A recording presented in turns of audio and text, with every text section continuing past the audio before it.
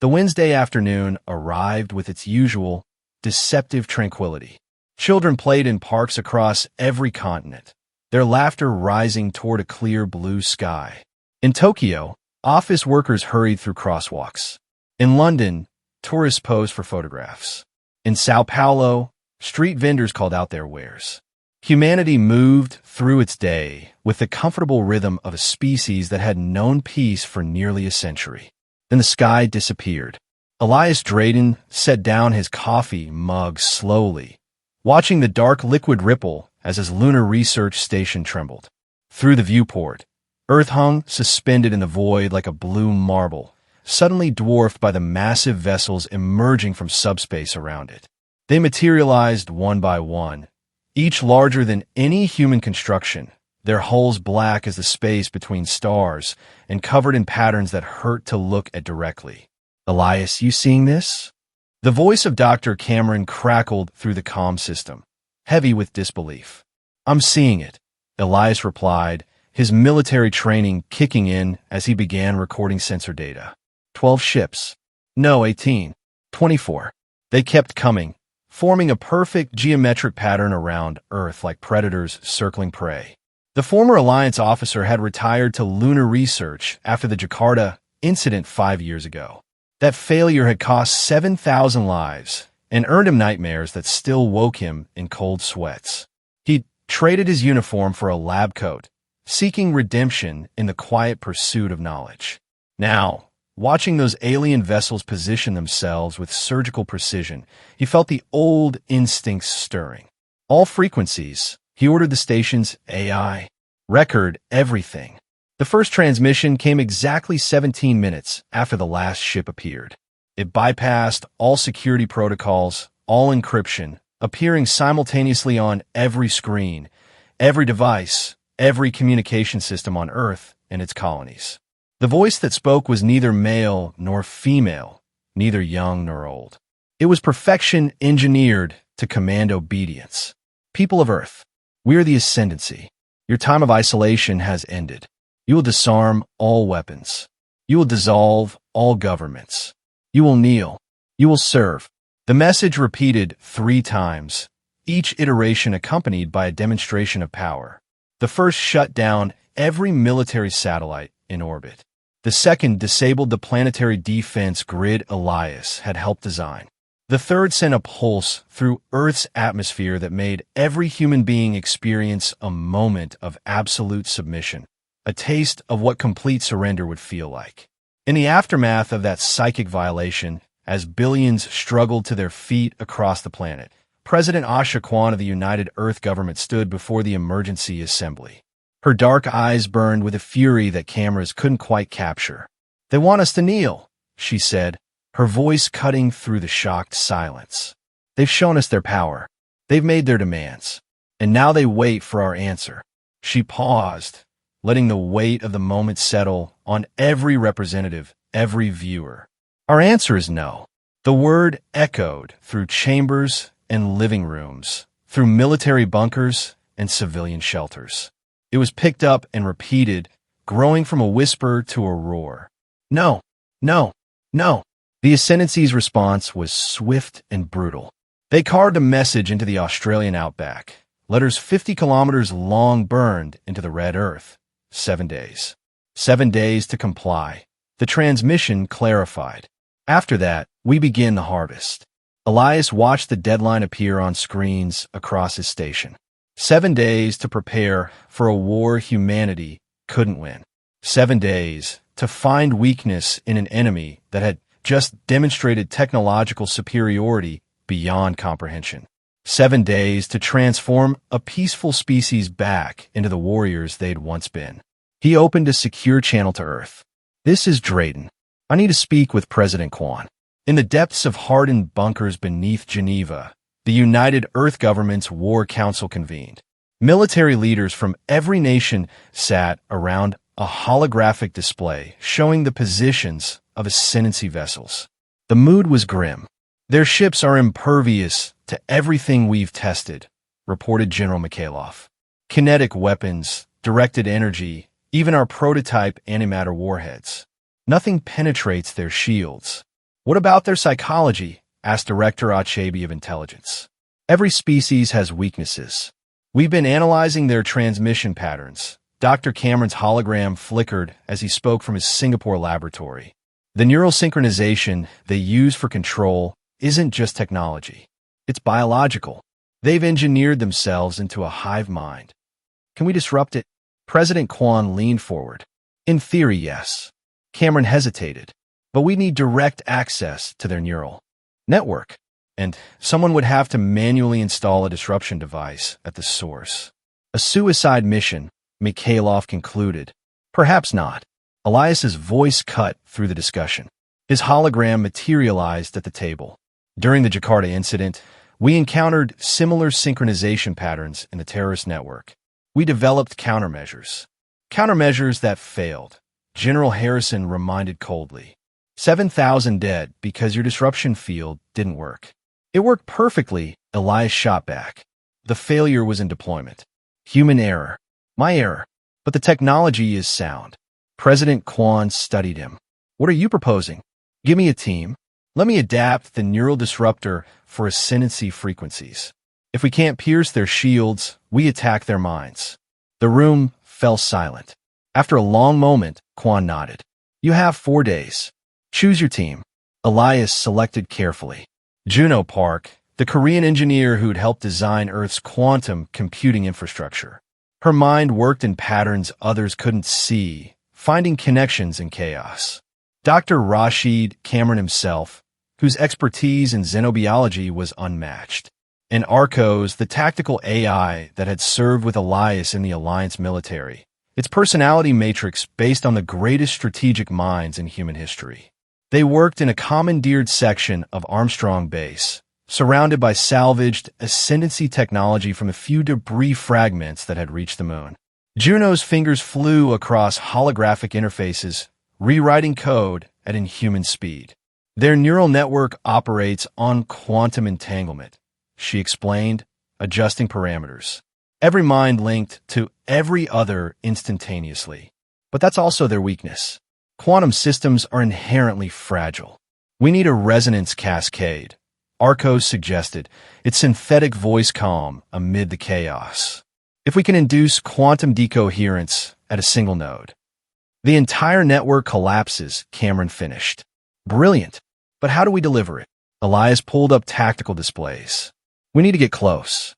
Inside their shield perimeter. The only things that have gotten through their shields are their own shuttles, Juno noted. She paused, an idea forming. What if we steal one? 2 days before the deadline, Elias led a strike team in stolen stealth suits toward an ascendancy shuttle that had landed in the Sahara. The suits bent light around them, making them invisible to most sensors, but they had no idea if ascendancy technology could pierce the illusion. The shuttle sat in a perfect circle of glass where the sand had been fused by its landing. 2 ascendancy drones stood guard, 7 feet tall and eerily motionless. Through his suit's sensors, Elias could see the quantum fields that linked them to their hive mind. Disruptor ready, Juno whispered over the comm. Elias steadied his breathing. If this worked, they'd have their Trojan horse. If it failed, the ascendancy would know humanity was developing countermeasures. Execute. The disruptor fired a focused beam of quantum static. The drones seized, their synchronized movements faltering. For 3 seconds, they stood frozen. Then they collapsed. Move! The team rushed the shuttle. Inside, they found technology that defied understanding, controls that responded to thought, displays that showed information in dimensions human eyes couldn't properly process. But Juno was already interfacing with the systems, her neural implant translating alien code into patterns she could grasp. I'm in, she breathed. Their security assumes no unauthorized biological could even perceive these controls. They never imagined someone like me. Within hours, they had their prize. More importantly, they had data. The shuttle's navigation system revealed the location of Virex Prime, the ascendancy homeworld, the source of their hive mind. President Kwan stood before the assembled leaders of Earth. Outside, crowds gathered in every major city, watching on massive screens. Citizens of Earth, she began. The Ascendancy gave us 7 days to kneel. We've used those days differently. We've found their weakness. We've built our weapons. And now, we send them a different message. Behind her, screens showed the modified neural disruptors being installed in hidden locations across the globe. The stolen shuttle, now christened Revenant, prepared for launch with its volunteer crew. To the Ascendancy, we say this: we are humanity. We do not kneel. We do not surrender. And if you want our world, you'll have to burn for it. The attack began at dawn on the 7th day. Across 6 continents, 12 hidden installations activated their disruptors simultaneously. The quantum cascade hit the Ascendancy fleet like a tsunami of chaos. Ships that had hovered in perfect formation suddenly listed. Some spun wildly, their crews fighting for individual control for the first time in generations. 3 collided over the Pacific, their shields failing catastrophically. The wreckage rained down like falling stars. But the neural disruption was temporary. Even as human forces celebrated their first victory, the Ascendancy hive mind began to reassert itself. Ships steadied, formations reformed, and their retaliation was swift. Energy beams carved massive furrows across Earth's surface. Cities burned, millions fled. But humanity had tasted victory, and they fought with the fury of a species that had remembered what it meant to be warriors. In the chaos, Revenant slipped through the Ascendancy lines. Elias guided the stolen shuttle past distracted sentries, through gaps in their sensor nets. Beside him, Juno monitored their modified systems, while Arcos calculated jump coordinates. Subspace in 3 minutes, the AI announced. Through the viewports, Earth shrank behind them. Elias watched his homeworld burn and made a silent promise. This wasn't retreat. This was the beginning of a counterstrike. The journey to Virex Prime took 18 days through twisted dimensions where time moved differently. The crew used every moment to prepare. They studied captured Ascendancy data, refined their viral weapon, and discovered something unexpected. They were not alone. Hidden in the shuttle's databases were records of other species. Dozens of them, all conquered, all enslaved, all integrated into the Ascendancy hive mind. But in those records, Juno found traces of resistance. Suppressed thoughts, buried memories, the embers of rebellion waiting for a spark. The hive mind isn't perfect, she explained, highlighting data streams. It suppresses individuality, but can't eliminate it entirely. These species still exist as distinct entities within the collective. Potential allies, Arcos observed. More than that, Elias realized. Potential liberators. If our virus works, we won't just free ourselves. We'll free them all. Virex Prime was a monument to absolute control. The planet's surface was covered in geometric patterns, each structure a node in the vast neural network. No organic life remained. Even the atmosphere had been replaced with something more efficient. At the world's core sat the conductor, the massive quantum processing array that coordinated the entire Ascendancy hive mind. Revenant emerged from subspace at the system's edge. Immediately, alerts flooded their systems. They'd been detected. 30 seconds until intercept, Arcos warned. The virus is ready, Juno confirmed. But someone needs to manually install it in the conductor. The quantum shielding prevents remote transmission. Elias had known this moment would come, had prepared for it since they left Earth. Get me as close as you can. I'll handle the rest. Elias, no. Juno grabbed his arm. There has to be another way. There isn't. He smiled sadly. But this time I won't fail. This time, the disruption field will work. You make sure it counts. They broke through Virex Prime's orbital defenses through sheer audacity, flying patterns no sane pilot would attempt. Ascendancy interceptors closed in, but Elias had learned their synchronization patterns. He flew between their perfect formations, using their coordination against them. The surface rushed up. The conductor dominated the horizon, a mountain of crystalline technology that pulsed with the thoughts of trillions. Elias could feel it pressing against his mind, trying to subsume his consciousness into the collective. Impact in 10 seconds, Arcos announced. I'm sorry, Elias. Don't be. Just remember us. Remember what we did here. He ejected at the last second, the viral payload clutched to his chest. Behind him, Revenant drew fire from defensive stations, buying him precious moments. His suit's thrusters carried him toward an access port, memories of the Jakarta incident flashing through his mind. 7,000 dead because he'd hesitated. Not this time. Ascendancy drones converged on his position. Energy weapons charged. But Elias was already through the port, already racing down corridors of living crystal toward the conductor's core.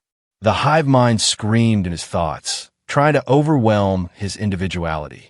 He thought of Earth, of children playing in parks, of humanity's refusal to kneel. The core chamber was vast, filled with quantum processing spires that reached into infinity.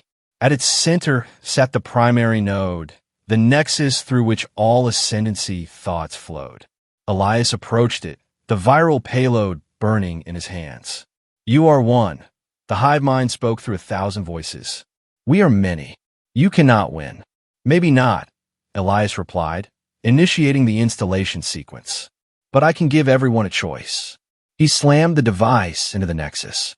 Quantum fields erupted around him, tearing at his suit, his flesh, his very atoms. But the virus was already spreading, a cascade of liberation racing through the network at the speed of thought. Across the galaxy, enslaved, minds suddenly found themselves free. The careful order of the ascendancy shattered as billions of individuals remembered who they were, what they'd lost, what they'd been forced to do. Ships turned on each other. Worlds erupted in revolution. On Earth, the attacking fleet simply stopped. Weapons powered down. Shields failed. Some ships fled into subspace. Others broadcast surrender in 100 different languages as their crews rediscovered their original identities. In the conductor's core, Elias felt his consciousness fragmenting. The quantum fields were tearing him apart at the subatomic level. But through the pain, he sensed something else. Gratitude. From every freed mind, every liberated species, a moment of recognition for the human who had given them back their freedom. His last thought was of Earth, blue and beautiful in space. Humanity hadn't knelt. They'd stood. They'd fought. They'd won. They'd burned their enemies' worlds to dust, not with weapons, but with the unconquerable fire of freedom. 3 months later, the first Interspecies Freedom Summit convened in rebuilt Geneva. Representatives from 47 liberated species gathered to forge a new galactic order. Where the ascendancy had ruled through forced unity, this new alliance would be built on choice, diversity, and mutual respect. President Kwan stood before the assembly, Juno and Arcos beside her. In her hands, she held a small crystal containing the last recorded thoughts of Elias Drayden. We gather here because one human refused to accept defeat, she began. Because one person chose to carry the flame of freedom into the darkness. Elias Drayden gave his life to break our chains. But his legacy is not in what he destroyed. It's in what we build together. The memorial they erected wasn't just for Elias. It honored all who had fallen in the brief, terrible war. But at its peak stood a statue of a human figure holding aloft a torch, and carved in its base were words that would echo through the stars. They told us to kneel. We chose to stand. We chose to fight. We chose to burn their worlds to dust. And in that burning, we lit the flame of freedom for all. In the years that followed, historians would debate the war's meaning. Military analysts would study its tactics. Politicians would argue over its consequences. But for those who lived through those 7 days, who watched the sky disappear and fought when all seemed lost, the lesson was simpler. Freedom is not granted. It is not given. It is taken, fought for, died for. And once lit, its flame spreads from world to world, mind to mind, unstoppable as the stars themselves. The ascendancy had built an empire on the assumption that order was stronger than chaos, that unity was preferable to diversity, that control was the ultimate power. They learned in the end that humanity had a different philosophy. We do not kneel. We burn, and in our burning, we light the way for others to follow. In the depths of space, Aboard a ship crewed by humans and a dozen allied species, Juno Park plotted a course toward the galactic rim. Somewhere out there, Arcos had detected signals. Other empires, other species held in bondage. The ascendancy was just the beginning, she told her crew. There are others who need to learn what happens when you try to make humanity kneel. The ship's engines fired, carrying the flame of freedom toward distant stars. Behind them, Earth spun in its ancient dance, no longer alone in the universe, no longer vulnerable. Humanity had refused to kneel. They had burned their enemies' worlds to dust. And in that refusal, in that burning, they had become something more than conquerors. They had become liberators. The war was over. The mission had just begun. In schools across Earth and its new allied worlds, children learned the story. How their parents and grandparents had stood when ordered to kneel. How they had fought when told to surrender. How one person's sacrifice had freed trillions. And in the night sky, the stars burned brighter, each one a potential friend, a possible ally, a world that might someday need to hear the message humanity had carved into the cosmos. Freedom is not negotiable. We do not kneel. We rise. We fight. We burn. And in our burning, we light the universe itself. The flame Elias Drayden had lit would never be extinguished. It spread from world to world, carried by those who had learned the greatest truth of all. Sometimes, to save everything you love, you must be willing to burn everything they built. Humanity had made their choice. They had refused to kneel. They had burned their enemies' worlds to dust. And in doing so, they had written their name across the stars in letters of fire that would never fade. The ascendancy had come to Earth expecting submission. They had found instead the unconquerable human spirit. They had demanded kneeling and receive annihilation. They had sought slaves and created an alliance of free worlds. They had told humanity to kneel. Instead, we burned their worlds to dust. And in that burning, we found not just victory, but purpose. Not just freedom, but destiny. The stars awaited. The flame was lit. The real journey had just begun.